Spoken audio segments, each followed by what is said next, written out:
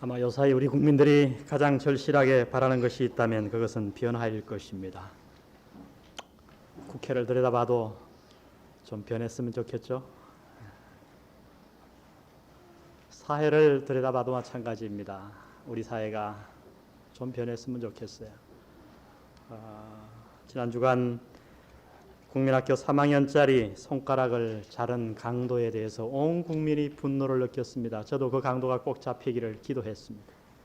어떻게 사회가 이 지경까지 되었는가.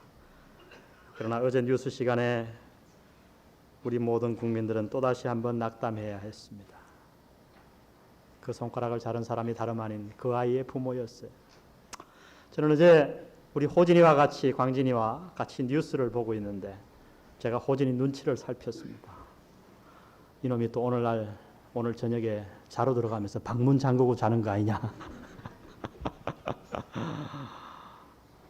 그 중간에 끌 수도 없고 말이죠. 이 애가 도대체 아버지를 뭐라고 생각하겠는가. 식은땀이 쫙 등에서 흐르는 걸 느꼈어요. 괜히 오늘 아침에 일어난 호지의 눈빛이 예사롭지 않았습니다. 못 믿겠구나. 이대로는 안 될 것 같습니다. 무언가 변화를 우리가 가져와야 된다고 다 생각합니다. 그러나 사실 이 변화에 대한 갈증은 우리 모두의 것이기도 합니다. 우리는 우리 자신을 향해 오래도록 변화를 갈망해 왔습니다. 그렇지 않습니까? 누구라서 변화를 원하지 않겠습니까? 우리 모두 다 지금보다 더 나은 어떤 모습으로 변화되어야 함을 우리는 알고 있고 그렇게 갈망해 왔습니다. 아마 누군가가 변화를 원하지 않는다면 그것은 변화를 원치 않아서가 아니라 아마도 변화를 포기했기 때문일 거예요. 오랜 동안 수없이 변화를 시도해 보았지만은 번번이 실패한 다음에 이제 변화하기를 체념한 것이죠. 그러나 그럼에도 불구하고 우리 안에 여전히 살아있는 그 변화에 대한 갈망을 누가 부인할 수 있겠습니까? 지금보다 좀 더 나은 성도가 되어야 할 터인데, 지금보다 좀 더 나은 아버지, 어머니가 되어야 할 터인데, 내가 어떻게 하면 좀 더 좋은 남편과 아내가 될 수 있을까? 이것은 우리 모두의 고민이요 소원입니다. 우리가 어떻게 변화될 수 있습니까? 성경이 도대체 여기에 대해서 어떤 말씀을 하고 계십니까? 우리가 좀 더 나은 사람이 될 수 있다고 선포하십니까? 오늘 이 세상에 존재해 있는 사람이 어떻게 변화할 수 있는가에 관한 견해를 수십 가지로 분류할 수 있지만은 그러나 크게 두 가지로 분류할 수 있습니다. 제가 좀 철학적인 얘기지만은 여러분의 이해를 돕기 위해서 알기 쉬운 말로 좀 표현하기를 원합니다. 잊어버리지 않도록. 그 두 가지 견해는 다름 아닌 첫 번째는 사람이 밖에서부터 안으로 변화된다는 견해예요.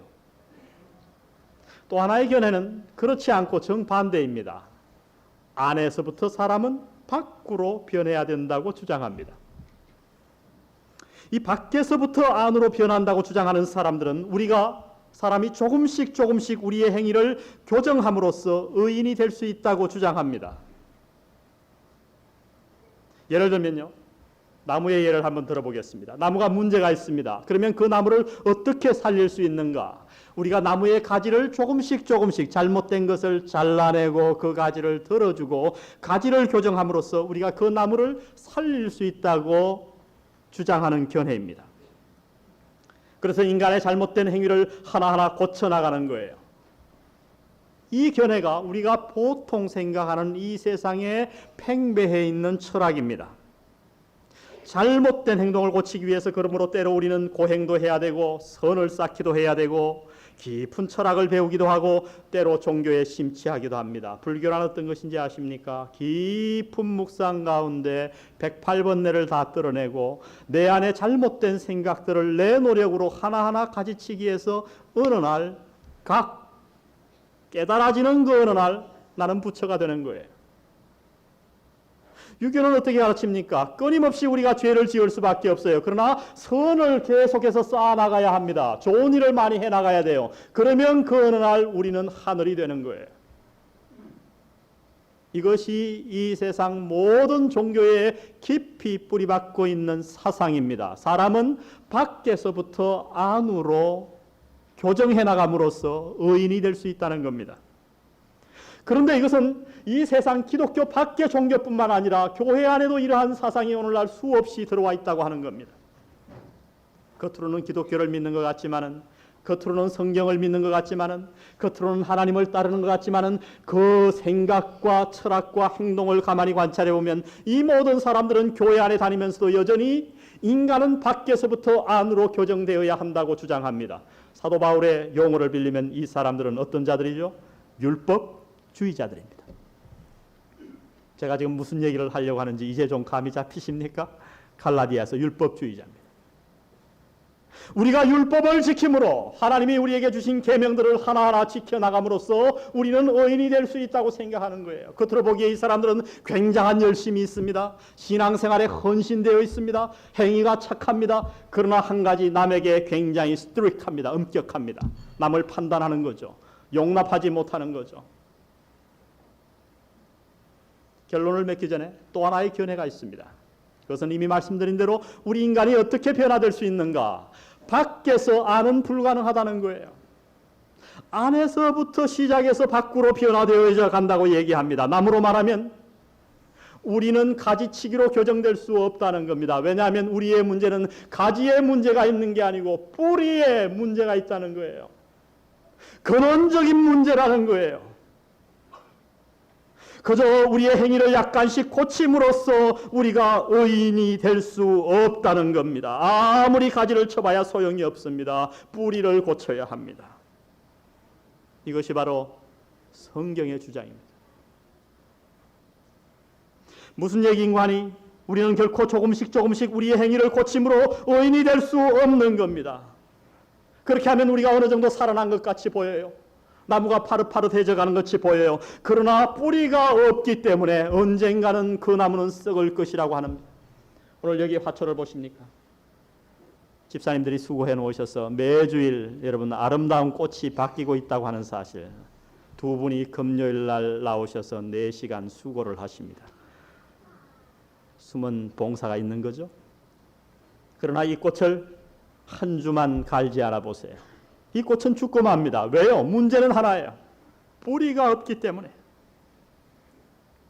우리 인간이 어떻게 변화될 수 있는가? 뿌리를 바꿔야 한다고 주장합니다. 이것이 성경의 주장이에요. 뿌리의 힘에 의지하여 하나하나 그 다음 잘못된 가지의 잘못을 뿌리로부터 시작해서 해결해 나가야 된다고 합니다. 이것이 하나님의 방법입니다. 오늘 사도 바울은 이것을 강조하기 위해서 16절에서 똑같은 얘기를 3번씩이나 반복하고 있습니다. 여러분 발견하셨습니까? 16절을 들여다보십시오. 똑같은 얘기가 16절에 3번 나와요. 사람이 의롭게 되는 것은 율법의 행위에서 난 것이 아니요 오직 예수 그리스도를 믿음으로 말미암는 줄 아는 거로. 첫 번째 얘기 나오죠. 그런데 여기에서 대명사가 누구예요? man, 사람이. 일반적인 얘기를 하는 거예요. 그 다음 대명사가 바뀌어요. 우리도 그리스도 예수를 믿나니 이는 우리가 율법의 행위에서 아니고 그리스도를 믿음으로써 의롭다함을 얻으려 함이라.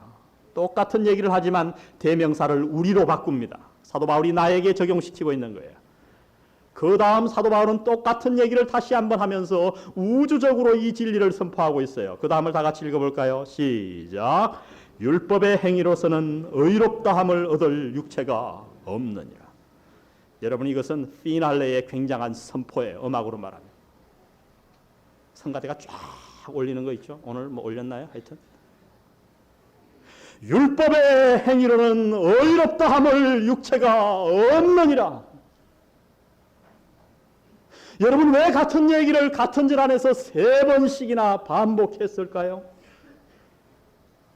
이것은 너무나도 중요한 사실이기 때문에 수많은 사람이 자신의 변화를 원하면서 밖에서부터 안으로의 변화를 가져오는 데 치중하고 있기 때문에 하나님께서 말씀하시기를 얘들아 너희의 문제는 가지에 있지 아니하다. 뿌리의 문제이다. 가지로서는 뿌리를 깨끗게 할 수가 없다. 너희의 힘으로 되지 않는다.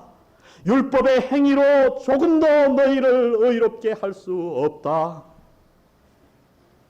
내 방법을 따라야 된다. 하나님이 이 사실을 가르쳐 주시기 위해서 같은 절에 3번씩 반복한 줄 믿습니다. 우리가 어떻게 변화될 수 있을까? 어떻게 좀 더 나은 남편, 좀 더 아름다운 가정, 좀 더 하나님이 원하시는 사회로 이 사회를 변화시켜 갈 수 있겠는가? 오늘 하나님은 당신의 방법 3가지를 우리에게 말씀해 주셨습니다. 첫 번째는요, 우리가 변화되기 위해서 먼저 해야 할 일은 하나님 앞에서 자신의 모습을 올바로 파악하는 것입니다. 하나님 앞에서 자신의 모습을 뭐 하라고요? 파악하는 것입니다. 17절을 제가 다시 한번 읽겠습니다. 만일 우리가 그리스도 안에서 의롭게 되려 하다가 죄인으로 나타나면 그리스도께서 죄를 짓게 하는 자냐? 결코 그럴 수 없느니라.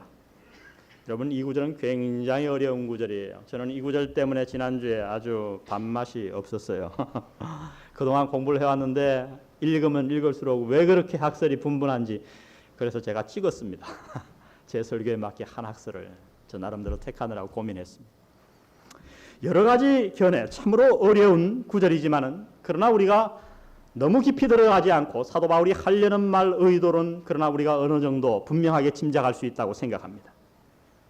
이 얘기는 이런 데 대한 대답이에요. 많은 사람들이 교회 나오면서 교회 나오는 것이 어렵다고 그래요. 이 교회 나오면 이해가 안 가는 부분이 있다 그럽니다. 믿고 나서 그 얘기를 하는 분도 있고, 믿지 않기로 결심하면서 목사와 이별 선고를 하면서 그 얘기를 하는 분도 많이 있습니다. 목사님, 저는 도저히 못 믿겠습니다. 교회 못 다니겠습니다. 왜요? 이해가 안 갑니다. 뭐가요? 그러면 그들은 이렇게 얘기해요. 문제를 좀 고쳐보려고 교회에 나왔는데, 교회 나왔더니 문제가 고쳐지기는커녕 더 커지더라는 거예요. 예를 들면 이런 겁니다. 자기 가정에 아무리 봐도 문제가 있어. 깊이 묵상해 보니까 이 문제가 누구로부터 시작했냐면 이놈은 남편이야. 굉장히 좋아들 하시는데 사모님들이. 이 남편이 맨날 말이죠, 낚시나 다니지, 뭐 애들은 돌볼 생각 안 하고, 아니면 또 술에 빠져가지고 맨날 밤 12시 땡 하면 들어오지, 그 다음에 또 그렇게 고도리를 쳐대지. 이 남편이 문제란 말이에요. 그래서 어떻게 하면 이 남편을 좀 변화시킬 수 있을까? 그래가지고 꼬덕이고 뭐 협박도 해보고 이렇게 해가지고 남편을 이제 교회에 딱 데리고 나왔습니다. 그러면 교회 나오면 어떻게 해야 돼요? 그 남편을 고쳐줘야 되는데, 그게 아니고 뭐라 그럽니까? 이 박 목사가 얘기할 고도리가 쳐도 괜찮다고 또 그거 가르치질 않나? 뭐 하여튼 시간이 지나면서 자꾸 조여 들어오는 게 남편을 고쳐주는 게 아니라 당신이 문제입니다. 당신이 고쳐야 합니다. 이렇게 얘기한다는 거예요. 이게 도저히 이해가 안 간다는 거죠. 그래서 기분 나빠 교회 못 가겠다는 겁니다.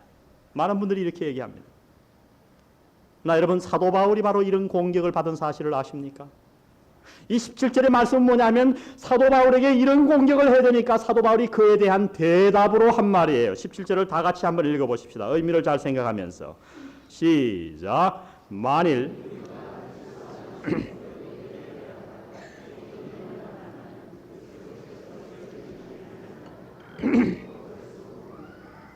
이 말씀이 뭐냐면요, 만일 우리가 그리스도 안에서 의롭게 되려 하다가, 의롭게 되려고 문제를 해결해 보려고 변화를 받으려고 교회에 왔어요. 예수 믿으려고 했어요. 그랬더니 어떤 일이 일어나냐면 우리가 죄인으로 나타났다는 거예요. 이 말을 원어로 말하면요, 예수 믿으려고 왔더니 문제는 안 고쳐주고 날 변화는 안 시켜주고 내가 죄인임이 만천하에 명백해졌다는 거예요. 그러면 그리스도께서 죄를 짓게 하는 자냐? 결코 뭐 할 수 없느니라? 그럴 수 없느니라. 중요한 사실이기 때문에 제가 예를 들어드리겠습니다. 하루는 어느 날 샤워를 하면서 이제 멋있게 기분 좋게 샤워를 하고 거울 앞에 섰습니다. 그런데 갑자기 가슴에 반점이 탁탁 보이는 거예요.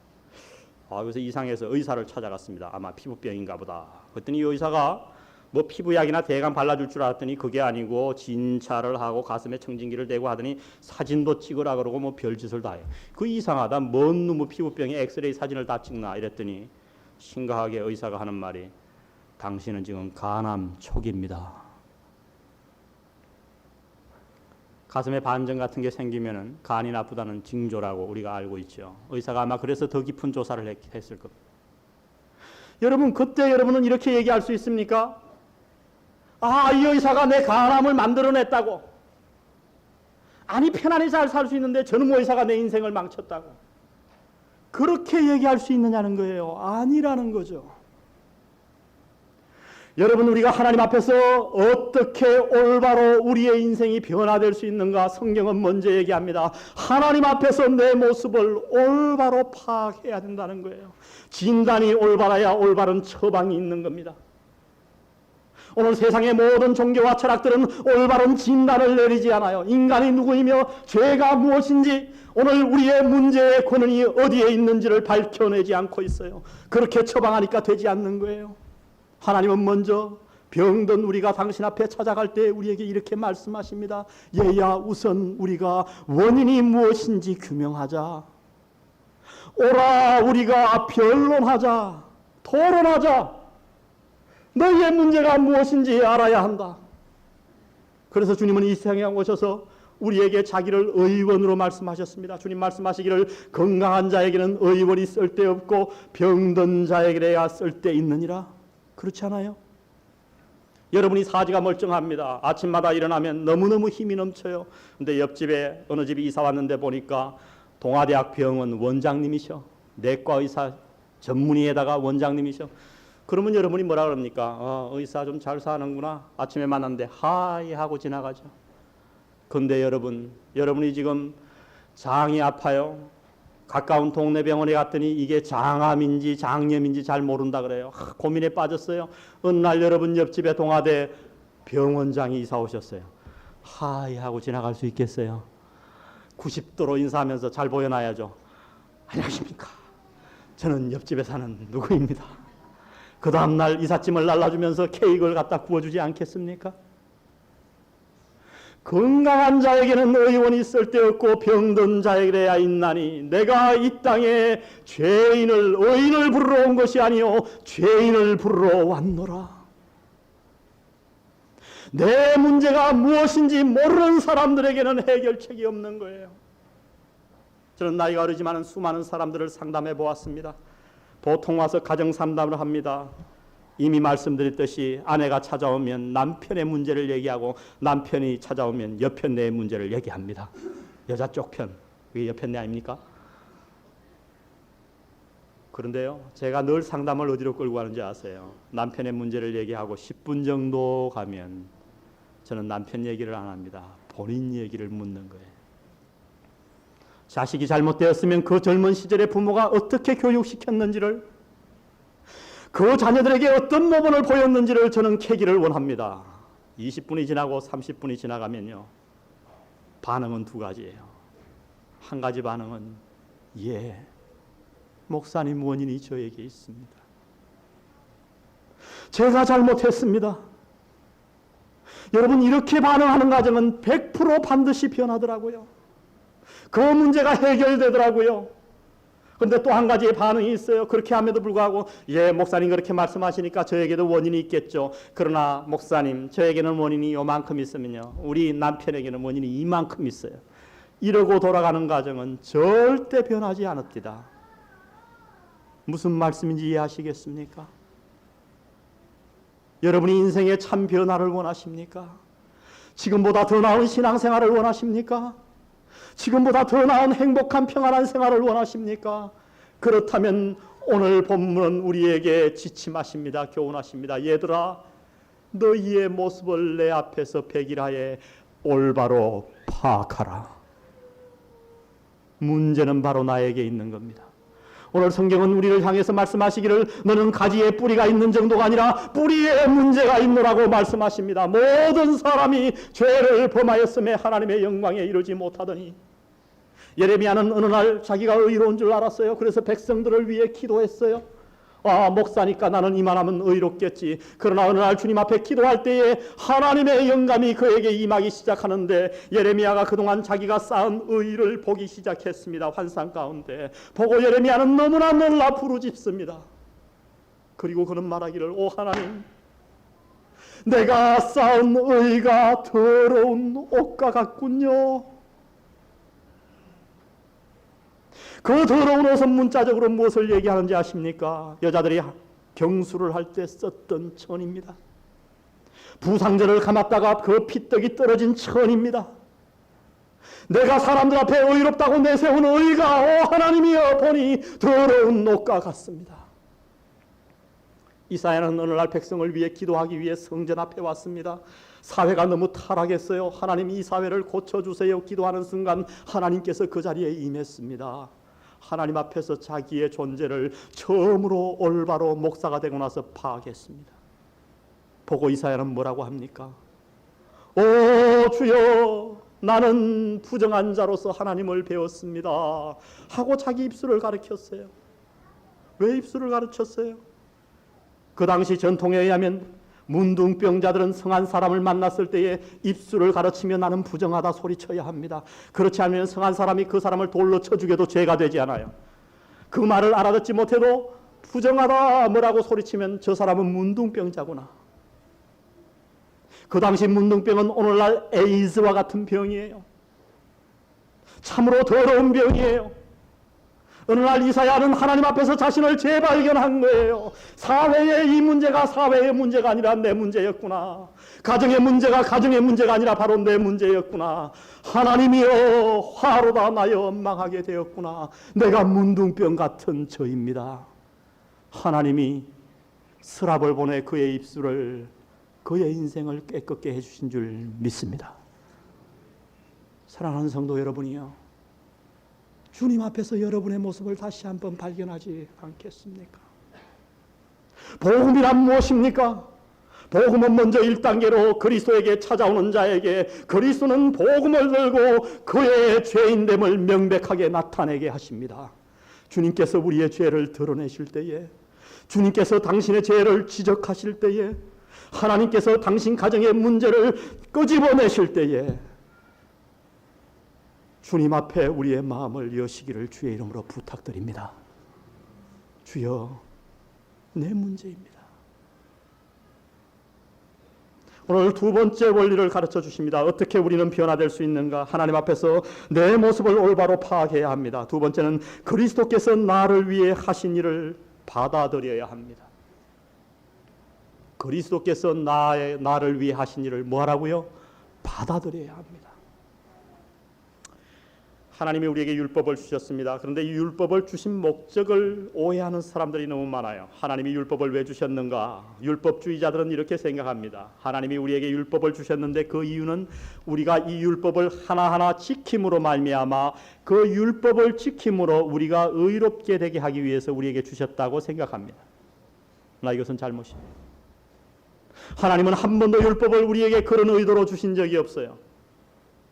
하나님이 율법을 왜 주셨는가? 갈라디아서와 로마서를 종합해 보면요, 이유는 하나예요.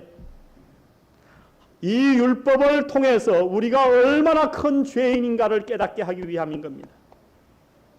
여러분, 기준이 없으면 잘못된 게 없어요. 정답이 없으면 오답이 없어요. 관역이 없으면 명중이 없어요. 그렇기 때문에 하나님께서 율법을 주셨어요. 정답을 주셨어요. 인생에 뭘 보라고요? 우리가 얼마나 잘못됐는가를 보라고요. 율법이 요구하는 것은 딱 하나입니다. 무엇입니까? 율법은 형벌을 요구합니다. 이 세상의 법도 그렇지 않습니까? 하나님의 법을 따라 만들었기 때문에 죄를 지으면 반드시 벌을 받아야 돼요.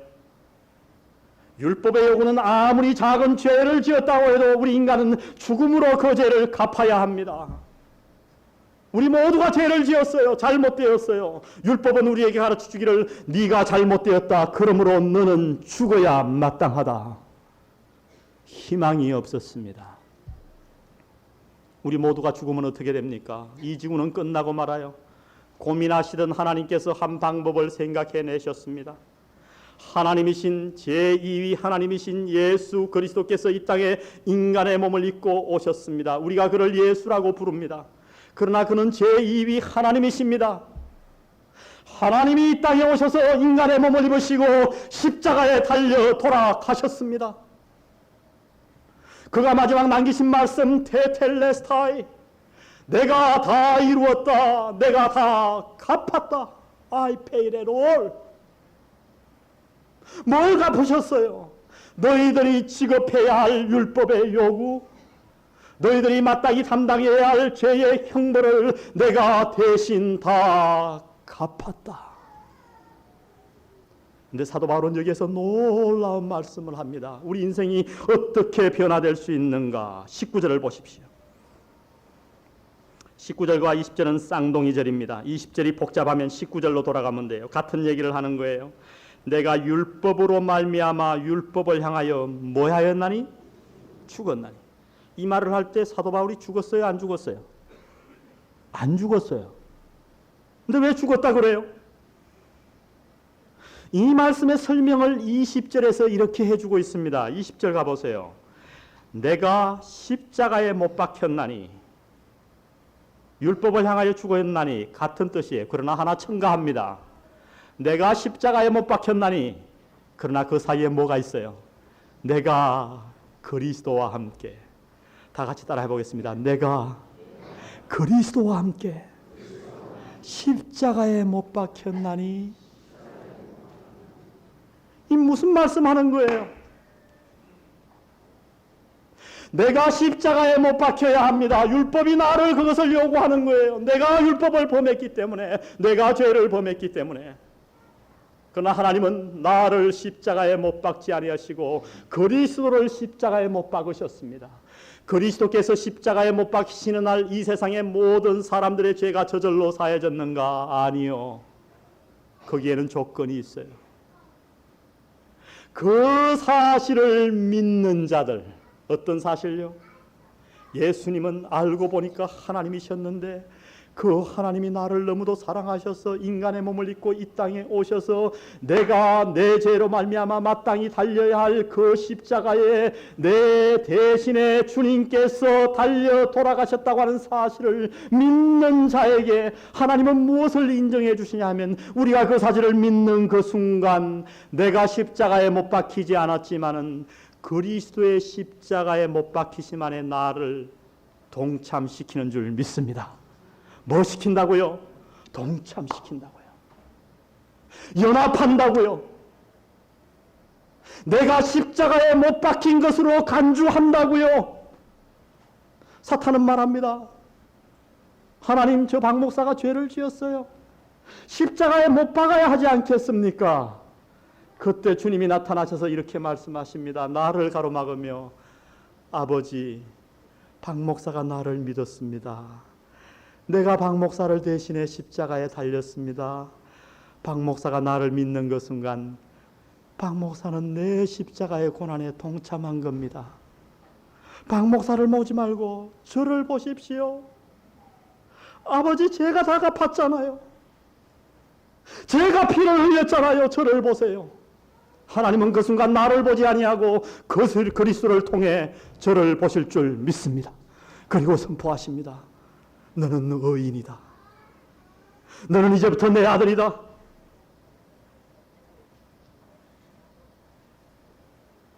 어떻게 우리 인간이 변화될 수 있습니까? 그리스도께서 나를 위해 하신 일을 받아들여야 합니다. 에베소서 2장 8절 9절에서 그래서 사도 바울은 말하기를, 너희가 그 은혜를 인하여 믿음으로 말미암아 구원을 얻었나니 이것이 너희에게서 난 것이 아니요 하나님의 뭐라? 선물이라. 선물요? 선물의 뜻을 아세요? 누가 나에게 선물을 했습니다. 그러면 여러분 그 선물에서 지갑을 꺼내갖고 얼마 주고 샀어요? 아버지, 얼마나 큰 모욕입니까? 선물은 받으면 내 것이에요. 그 다음 하나님 말씀하시기를, 행위에서 난 것이 아니니 이는 누구든지 자랑치 못하게 하려 하심이라. 그리스도께서도 한 번 죄를 위하여 죽으사 의인으로서 불의한 자를 대신하셨으니 이는 우리를 하나님 앞으로 인도하려 하심이라. 대신하셨다고요. 그 대신하신 하나님의 놀라운 은혜와 사랑을 우리가 받아들일 때에 하나님은 뭐라고 말씀하시는지 압니까? 얘들아, 너는 가지에 문제가 많지만은 오늘 네가 믿은 그날 네 뿌리는 변했어. 너는 이제 새 삶을 살 수 있는 거야. 그 사실을 깨달은 사도 바울, 보라, 그리스도 예수 안에 있는 자에게는 결코 정죄함이 없나니. 이제는 더 이상 정죄함이 없습니다. 보라, 이전 것은 지나갔으니 내가 새로운 피조물이 되었도다. 완전히 다른 인생이 되었어요. 여러분, 신학교 교수 한 사람이 이 사실을 몰랐습니다. 너무너무 고민이 되었어요. 아무리 성경을 읽어봐도 자기 문제가 있긴 있는데 가지치기를 해보고 내 행위를 고쳐보려고 애를 써보고 도도 닦아보고 경건의 시간도 가져보고 되지 않았습니다. 그래서 너무 고민돼서 어느 날 예수님을 찾아갔어요. 밤에. 그래서 주님, 제가 볼 때 당신은 굉장한 사람입니다. 그랬더니 예수님께서 그가 왜 찾아왔는 줄 아시고 단도직입적으로 이렇게 말씀하십니다. 사람이 거듭나지 아니하면 하나님 나라에 들어갈 수가 없느니라. 그때 니고데모가 이런 말을 합니다. 하나님, 어떻게 내가 엄마 뱃속에 들어갔다 다시 나올까요? 이렇게 컸는데요. 예수님 그날 밤 니고데모에게 어떻게 예수님을 영접할 수 있는지 가르쳐 주셨습니다. 모세가 광야에서 뱀을 든 것 같이 인자도 달려야 하리니 누구든지 저를 바라보는 자는 멸망치 않으리라. 하나님이 세상을 이처럼 사랑하사 독생자를 주셨으니 이는 저를 믿는 자마다 멸망치 않고 영생을 얻게 하려 하심이라. 뭐하는 자마다요? 믿는 자마다요. 우리의 행위로 의롭게 될 수 없음을 아신 하나님께서 우리를 의롭게 하시기 위해서 십자가에서 우리가 받아야 할 모든 고난을 다 받으시고 우리를 초청하십니다. 나를 믿어라. 나의 행한 일을 받아들이라.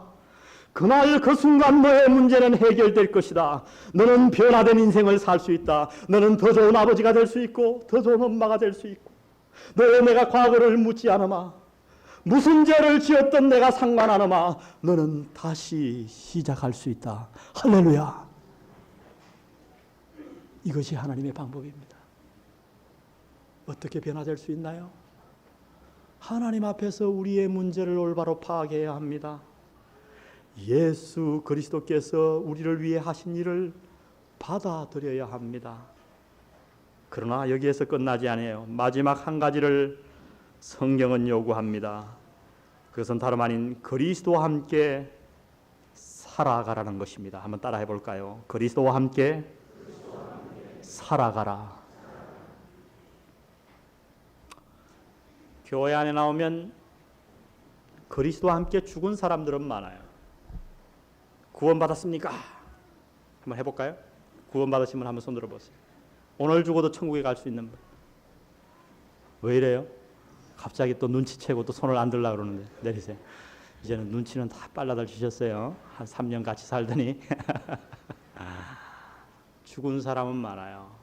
근데 문제가 뭔지 아세요? 그리스도와 함께 살아가는 사람들이 적어요.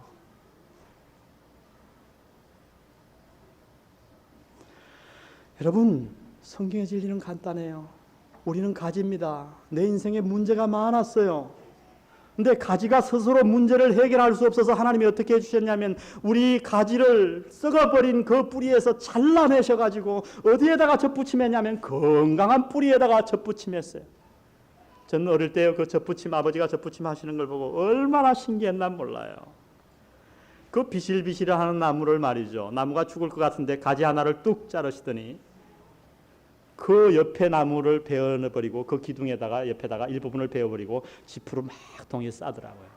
근데 그게 어떻게 돼요?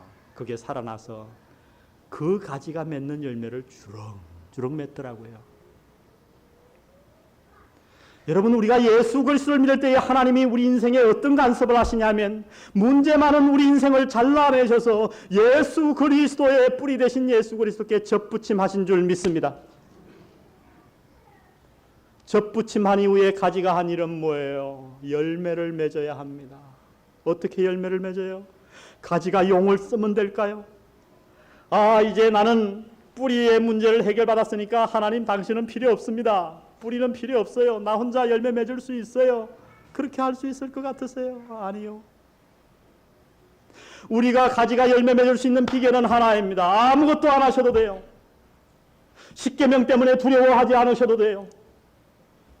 믿는 자에게 더 이상 정죄가 없기 때문에 여러분이 과거에 지은 죄나 현재 지을 죄나 앞으로 지을 죄를 위해서 염려하지 않아도 돼요. 그러나 한 가지 우리가 어떻게 하면 열매를 맺는가? 뿌리 대신 예수 그리스도께 우리가 꽉 붙어 있어야 할 줄 믿습니다.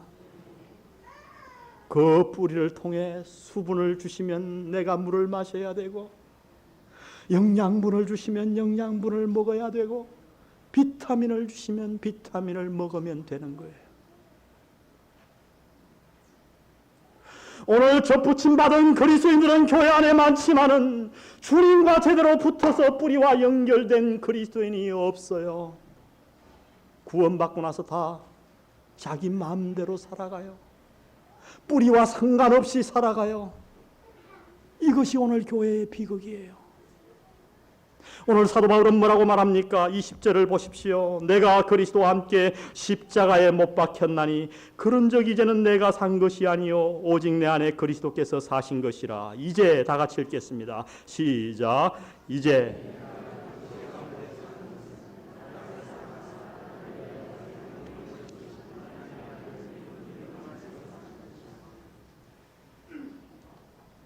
여러분 이렇게 사시고 있습니까?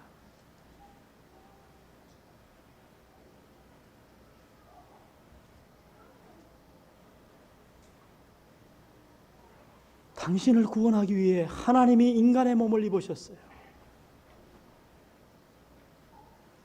뭘 더 설명하기를 원하세요? 피조물의 몸을 입으셨다고요. 그분이 오셔서 십자가에서 내가 달려야 할 그 자리에, 당신이 달려야 할 그 자리에 대신 달리셨어요. 그렇게 해서 여러분을 예수 그리스도의 뿌리에 접붙이셨습니다. 여러분은 그에 합당하게 살고 계신 거예요. 여러분의 입술을 하나님이 주장하고 계십니까? 여러분의 시간을 하나님이 관장하고 계신가요?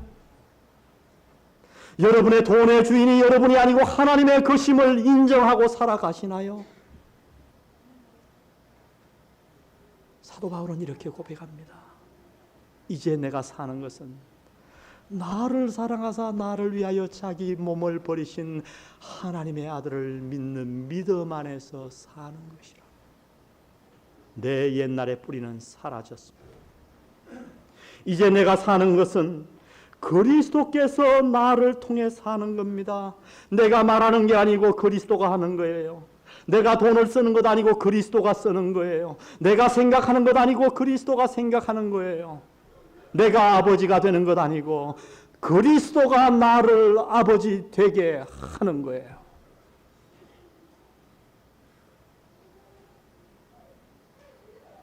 우리 갈라디아서 2장 20절을 조용하게 한번 다 같이 읽겠습니다. 의미를 생각하시면서. 내가 그리스도와 함께 십자가에 못 박혔나니 그런즉 이제는 내가 산 것이 아니요 오직 내 안에 그리스도께서 사신 것이라. 이제 내가 육체 가운데 사는 것은 나를 사랑하사 나를 위하여 자기 몸을 버리신 하나님의 아들을 믿는 믿음 안에서 사는 것이라. 우리 다 같이 기도드리십시다. 우리 한 1, 2분간 오늘 말씀을 생각하며 주님 앞에 기도드리지 않겠습니까? 여러분은 주님과 주님에게 접붙임 받으셨습니까? 목사님 오늘 말씀을 듣고 보니 저는 아직도 주님에게 접붙임한 경험이 없습니다. 저도 접붙임 받기를 원합니다. 저를 도와주세요, 목사님. 저는 구원받은 적이 없어요. 하나님의 자녀된 확신이 없어요. 오늘 죽는다면 천국에 갈 확신이 없어요. 저를 도와주세요. 오른손을 번쩍 들어주십시오. 제가 도와드리겠습니다. 부끄러워하지 마시고 들어주십시오. 예, 감사합니다. 그 손을 보았습니다. 내려주십시오. 예, 감사합니다. 또 다른 분 계십니까? 예, 감사합니다. 또 계십니까?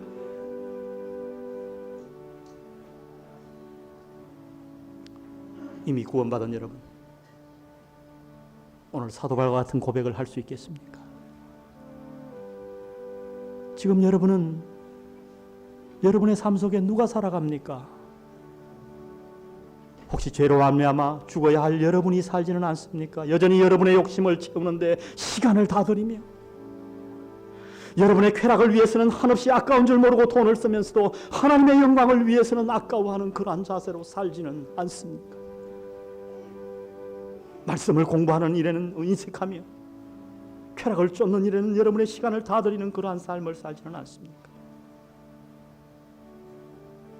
우리 조용히 갈라디아 2장 20절의 찬송을 부르기를 원합니다. 이 찬송을 부르는 동안 기도하는 마음으로 하나님께서 우리의 인생을 간섭해 주시고 변화시켜 주시기를 간절히 바랍니다.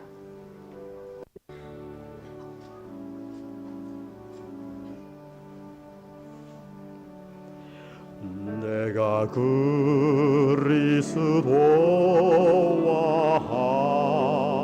함께 십자가에 못 박혔나니 그런즉 이제 내가 산 것 아니요 오직 내 안에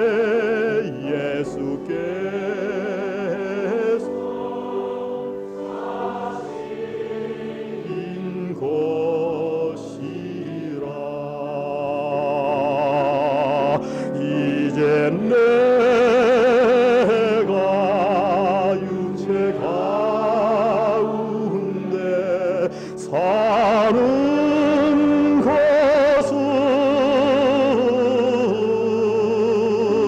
것은 나를 사랑하사 자기 몸 버리신 예수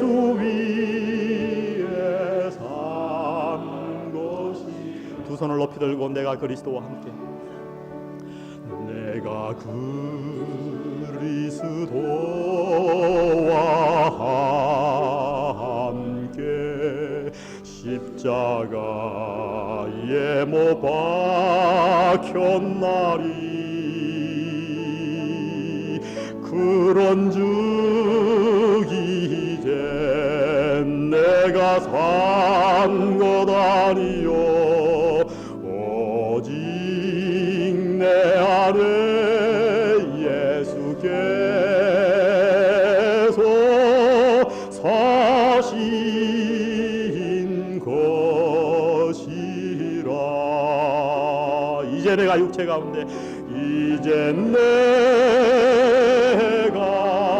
육체 가운데 사는